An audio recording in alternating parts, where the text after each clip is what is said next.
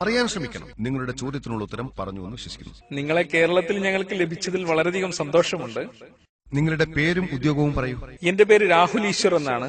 ഞാൻ തത്വശാസ്ത്രം എന്ന വിഷയത്തിലായിരുന്നു ഉപരിപഠനം നടത്തിയത്. നിങ്ങളുടെ പ്രഭാഷണവുമായി ബന്ധപ്പെട്ട ഒരു ചോദ്യമാണ് എന്റേത്.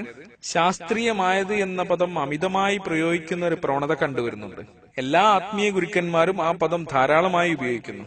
ശ്രീ സി രവിശങ്കർ പറയുന്നത് അദ്ദേഹത്തിന്റെ സംഘടന വളരെ ശാസ്ത്രീയമായി പഠനം നടത്തുന്ന ഒരു സംഘടനയാണെന്നാണ്. ബാബ രാംദേവും വളരെ ശാസ്ത്രീയമായത് എന്ന പദം ഉപയോഗിക്കുന്നു. ഏതാണ്ട് ഒരു മാസം മുമ്പ് ഇവിടെ ഒരു വലിയ ബൈബിൾ കൺവെൻഷൻ നടക്കുകയുണ്ടായി. ശാസ്ത്രീയമായി വളരെയധികം പൊരുത്തമുണ്ടെന്നാണ് അവരും പറയുന്നത്. ഇത് മതത്തിനെതിരെയുള്ള ശാസ്ത്രത്തിന്റെ വിജയമായി നിങ്ങൾക്ക് തോന്നുന്നില്ലേ? കാരണം മതത്തിന്റെ ആളുകൾ മതത്തെ ന്യായീകരിക്കുവാനായി നിരന്തരം ശാസ്ത്രത്തിന്റെ പിറകെ പോകുന്നു. ഇത് മതത്തിനെതിരെയുള്ള ശാസ്ത്രത്തിന്റെ ഒരു വിജയമല്ലേ? സഹോദരൻ രാഹുൽ വളരെ നല്ലൊരു ചോദ്യമാണ് ചോദിച്ചിരിക്കുന്നത്. കാരണം എന്റെ പ്രസംഗത്തിൽ ഉടനീളം ശാസ്ത്രീയമായത് എന്നൊരു പ്രയോഗം ഞാൻ പറഞ്ഞതായി അദ്ദേഹം കേട്ടു. ബാബ രാംദേവും ശാസ്ത്രീയമെന്ന് പറയുന്നു, ശ്രീ രവിശങ്കറും ശാസ്ത്രീയമെന്ന് പറയുന്നു. ഇത് മതത്തിനെതിരെയുള്ള ശാസ്ത്രത്തിന്റെ വിജയമായി തോന്നുന്നില്ലേ? ഭാഗികമായി വിയോജിക്കുന്നു. എന്റെ പ്രഭാഷണത്തിന്റെ ആദ്യഘട്ടം നിങ്ങൾ ശ്രദ്ധിച്ചിട്ടുണ്ടെങ്കിൽ, ഒരു ഗ്രന്ഥം ദൈവത്തിന്റേതാണ് എന്ന് അവകാശപ്പെടുന്നുണ്ടെങ്കിൽ അത് കാലത്തിന്റെ പരീക്ഷണം വിജയിക്കേണ്ടതാണ് എന്ന് ഞാൻ പറഞ്ഞിരുന്നു. മുമ്പ് അത്ഭുതങ്ങളുടെ കാലമായിരുന്നു. ഖുർആൻ അത്ഭുതങ്ങളിൽ അത്ഭുതമായിരുന്നു. പിന്നീട് സാഹിത്യത്തിന്റെയും കവിതയുടെയും കാലം വന്നു. ഈ ഭൂമുഖത്തുള്ളതിൽ വെച്ചുള്ള ഏറ്റവും നല്ല അറബി സാഹിത്യ കൃതിയാണ് ഖുർആൻ എന്നത് മുസ്ലിം അമുസ്ലിം അറബി പണ്ഡിതന്മാർ ഒരുപോലെ അംഗീകരിക്കുന്ന വിഷയമാണ്. ഇന്ന് ശാസ്ത്രത്തിന്റെ യുഗമാണ്. ഖുർആനിനെ ശാസ്ത്രവുമായി താരതമ്യം ചെയ്തു നോക്കുകയാണെങ്കിൽ അത് ഏറ്റവും മികച്ചത് തന്നെയാണെന്ന് മനസ്സിലാകും. നാളെ ജനങ്ങൾ ശാസ്ത്രത്തിൽ വിശ്വസിക്കില്ലായിരിക്കാം. വളരെ കാവ്യാത്മകമായ രീതിയിൽ ഭൂമി പരന്നതാണ് എന്ന് ഏതെങ്കിലും മതഗ്രന്ഥം പറയുന്നുവെന്ന് ഞാൻ പറയുകയാണെങ്കിൽ നിങ്ങൾ അത് വിശ്വസിക്കുമോ? കാരണം ഇന്ന് കവിതയുടെ യുഗമല്ല. എന്നിരുന്നാലും ഖുർആൻ കവിതാത്മകമാണ്, അത്ഭുതകരമാണ്, ശാസ്ത്രീയവുമാണ്. നാളെ മറ്റെന്തെങ്കിലും യുഗമായിരിക്കാം. നിങ്ങളുടെ ചോദ്യത്തിലേക്ക് വരട്ടെ. തന്റെ മതം ശാസ്ത്രീയമാണെന്ന് ബാബ രാംദേവ് പറയുന്നു. വില്യം കാമ്പൽ എന്ന മെഡിക്കൽ ഡോക്ടറുമായി ഞാൻ ഒരു സംവാദം നടത്തുകയും ബിരുദാനന്തര ബിരുദമെടുത്തയാളാണ് അദ്ദേഹം. അദ്ദേഹം പറയുന്നത് ബൈബിൾ ശാസ്ത്രീയമാണെന്നാണ്. മറ്റ് മതങ്ങളെ വിമർശിക്കാൻ ഇഷ്ടപ്പെടുന്നയാളല്ല ഞാൻ. ഖുർആനിൽ 35-ൽ കൂടുതൽ ശാസ്ത്രീയ പിഴവുകൾ ഉണ്ടെന്ന് പറഞ്ഞ് അദ്ദേഹം ഒരു ഗ്രന്ഥം രചിക്കുകയുണ്ടായി. അദ്ദേഹം ആ ഗ്രന്ഥം വിതരണം ചെയ്യുകയും അതിൽ പ്രശസ്തനാവുകയും ചെയ്തു. അതിന് മറുപടിയൊന്നും ഉണ്ടായില്ല. ഞാൻ 2000-ൽ ചിക്കാഗോയിൽ പോയി ഏപ്രിൽ 1-ന് ഞങ്ങൾ തമ്മിൽ ഒരു സംവാദം നടത്തുകയുണ്ടായി. ഖുർആനും ബൈബിളും ശാസ്ത്രത്തിന്റെ വെളിച്ചത്തിൽ എന്ന വിഷയത്തിൽ സംവാദം നടത്തി. നിങ്ങൾ വിശ്വസിക്കുമെങ്കിൽ പറയട്ടെ, അദ്ദേഹത്തിന്റെ എല്ലാ ആരോപണങ്ങൾക്കും ഞാൻ മറുപടി പറയുകയുണ്ടായി.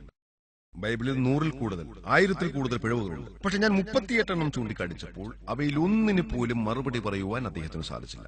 പക്ഷെ പ്രശ്നമെന്നത്, ഒരു സംവാദം നടത്തുമ്പോൾ മാത്രമായിരിക്കും നിങ്ങളുടെ മതം എത്രമാത്രം ശാസ്ത്രീയമാണെന്ന് മനസ്സിലാക്കുവാൻ സാധിക്കുക.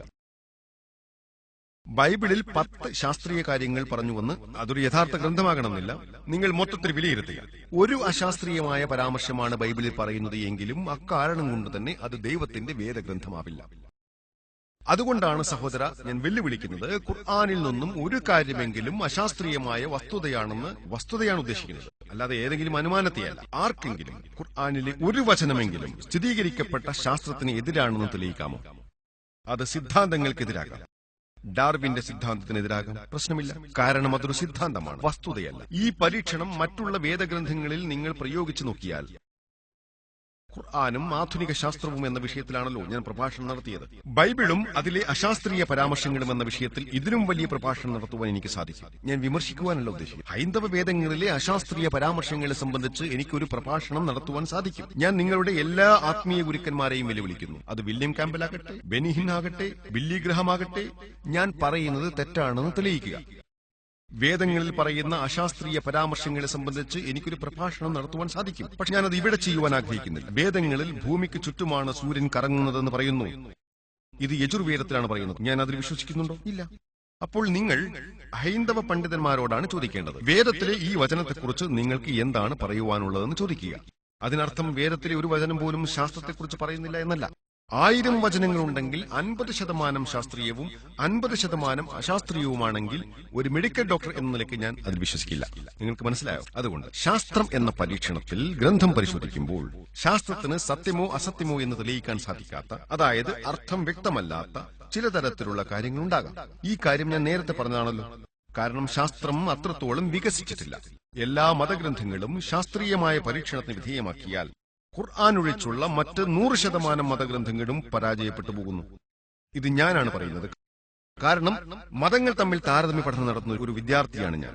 അതുകൊണ്ട് മതങ്ങളെ ശാസ്ത്രം എന്ന പരീക്ഷണത്തിന് വിധേയമാക്കി. അതുകൊണ്ട് മറ്റ് മതഗ്രന്ഥങ്ങളിൽ ശാസ്ത്രീയ പരാമർശങ്ങളില്ലെന്നല്ല, അവയിലുമുണ്ട്. പക്ഷേ അവയൊരു മിശ്രിതമാണ്.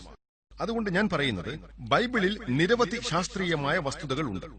ശാസ്ത്രത്തോട് യോജിക്കുന്ന ഭാഗങ്ങൾ ഒരുപക്ഷെ ദൈവത്തിന്റെ വചനങ്ങളാകാം. ശാസ്ത്രത്തോട് യോജിക്കാത്തത് വ്യാജമായിരിക്കാം, കൂട്ടിച്ചേർത്തതോ കെട്ടിച്ചമച്ചതോ ആകാം. ഞങ്ങൾ വിശ്വസിക്കുന്നത് ഖുർആനിലെ അധ്യായം 13:38 അള്ളാഹു ഇപ്രകാരം പറയുന്നു: ഓരോ കാലാവധിക്കും ഓരോ ഗ്രന്ഥമുണ്ട്. പക്ഷെ പേരെടുത്ത് പറഞ്ഞിട്ടുള്ളത് 4 ഗ്രന്ഥങ്ങളുടേത് മാത്രമാണ്: തൗറാത്ത്, സബൂർ, ഇൻജീൽ, ഖുർആൻ. മോശയ്ക്ക് അവതരിപ്പിച്ച വേദഗ്രന്ഥമാണ് തൗറാത്ത്. യേശുവിന് അവതരിപ്പിച്ച വേദഗ്രന്ഥമാണ് ഇൻജീൽ. ദാവീദിന് അവതരിപ്പിച്ച വേദഗ്രന്ഥമാണ് സബൂർ. മുഹമ്മദ് നബി സല്ലല്ലാഹു അലൈഹി വസല്ലമയ്ക്ക് അവതരിപ്പിച്ച വേദഗ്രന്ഥമാണ് ഖുർആൻ. പക്ഷെ മുൻപുണ്ടായിരുന്ന വേദഗ്രന്ഥങ്ങളെല്ലാം തന്നെ അവ നിരവധി ഉണ്ടായിരുന്നു.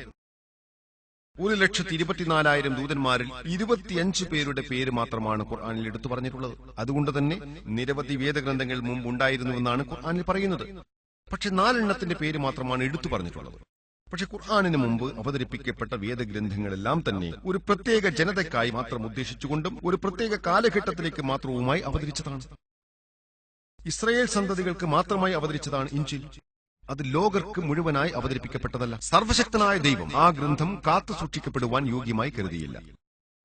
മുൻകഴിഞ്ഞുപോയ പ്രവാചകന്മാരുടെയും മുൻ വേദഗ്രന്ഥങ്ങളുടെയും സന്ദേശങ്ങൾ അക്കാലഘട്ടത്തിലേക്കും അതാത് ജനതയ്ക്കു വേണ്ടിയും മാത്രമുള്ളതായതുകൊണ്ട് അവ സംരക്ഷിക്കപ്പെടുവാൻ യോഗ്യമായി സർവശക്തനായ ദൈവത്തിന് തോന്നിയില്ല. പക്ഷെ അവസാനത്തെ വേദഗ്രന്ഥമായ ഖുർആൻ മുസ്ലിങ്ങൾക്കും അറബികൾക്കുമായി മാത്രമുള്ളതല്ല, അത് മാനവരാശിക്ക് മുഴുവനായുള്ളതാണ്. ആണിലെ അധ്യായം 14:1, 14:54, 2:185, 39:41 തീർച്ചയായും നാം മനുഷ്യർക്ക് വേണ്ടി സത്യപ്രകാരമുള്ള വേദഗ്രന്ഥം നിന്റെ മേൽ ഇറക്കി തന്നിരിക്കുന്നു. അത് മനുഷ്യർക്കാകമാനമായും അനശ്വരതയ്ക്കായും ഉദ്ദേശിച്ചിരിക്കുന്നത് കൊണ്ട് തന്നെ സർവശക്തനായ അള്ളാഹു അതിനെ കാത്ത് സംരക്ഷിച്ചിരിക്കുന്നു. അതുകൊണ്ട് തന്നെ ഖുർആനിൽ ഒരു ശാസ്ത്രീയ തെറ്റ് പോലും കാണുവാൻ നിങ്ങൾക്ക് സാധ്യമല്ല.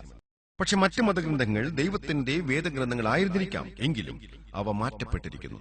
അത് മനുഷ്യർക്കാകമാനമായി അവതരിപ്പിക്കപ്പെട്ടതല്ലാത്തതുകൊണ്ട് തന്നെ അവ സംരക്ഷിക്കപ്പെടുവാൻ യോഗ്യമായി ദൈവത്തിന് തോന്നിയില്ല. അവ ഇന്ന് പിൻപറ്റുവാനായി ഉദ്ദേശിക്കപ്പെട്ടതല്ല.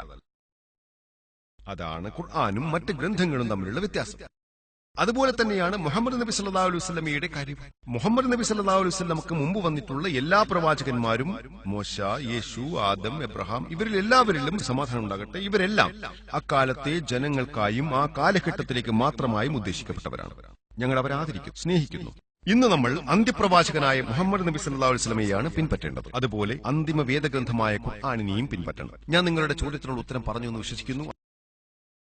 അതുകൊണ്ട് തന്നെ മഹത്തരം എന്ന് കണക്കാക്കേണ്ടത് ശാസ്ത്രത്തെയല്ല, മറിച്ച് യഥാർത്ഥ മതം പ്രബോധനം ചെയ്യുന്ന ഖുർആനിനെയാണ്. എന്തുകൊണ്ട്? കാരണം ഖുർആൻ എന്നത് അത്ഭുതകരമായ ഗ്രന്ഥവും ഏറ്റവും മികച്ച അറബി സാഹിത്യകൃതിയുമാണ്. ശാസ്ത്രത്തോടും അത് യോജിക്കുന്നു. ഒരുപക്ഷെ നാളെ ജെറ്റ് യുഗമായിരിക്കും. നാളെ എന്തായിരിക്കുമെന്ന് എനിക്കറിയില്ല. എന്തുമായിക്കോട്ടെ, ഖുർആൻ എന്നത് അള്ളാഹുവിന്റെ ഗ്രന്ഥമാണ്. അത് തന്നെ സ്വയം അതിനെ തെളിയിക്കുന്നതാണ്. അതുകൊണ്ടാണ് ആൽബർട്ട് ഐൻസ്റ്റീൻ മതമില്ലാത്ത ശാസ്ത്രം അതൃപ്തികരവും ശാസ്ത്രമില്ലാത്ത മതം അന്ധവുമാണ് എന്ന് പറഞ്ഞത്.